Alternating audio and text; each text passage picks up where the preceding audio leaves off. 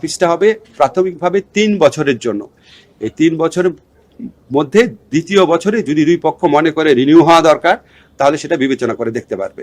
আমরা আশা করি আগামীতে এবং আমাদের সরকার আমলেও যদি কোনো গুরুতর মানবাধিকার লঙ্ঘনের ঘটনা ঘটে, যে কোনো ক্ষেত্রেই ঘটে, তাহলে আমাদের যে মানবাধিকার বিষয়ক যে রাষ্ট্রীয় এজেন্সি অফিসগুলো আছে, এটার পাশাপাশি OHCHR এর যে লোকাল অফিসটা হবে, সেটা একটা গুরুত্বপূর্ণ ভূমিকা পালন করতে পারে। আমরা বাংলাদেশে জাতিসংঘের মানবাধিকার কমিশনের নামে বাংলাদেশের স্বাধীনতায় হস্তক্ষেপ করবার নীল নকশা বাস্তবায়ন হতে দেব না। তারা বর্তমান এই সভ্য পৃথিবীতে সমকামিতার মতো পৃথিবীর সবচেয়ে বড় বর্বরতা, অসভ্যতা, অশালীনতাকে তারা মানুষের অধিকার হিসেবে বাস্তবায়ন করে গোটা বিশ্ব মানব সভ্যতায় ধস নামিয়ে দিতে চায়।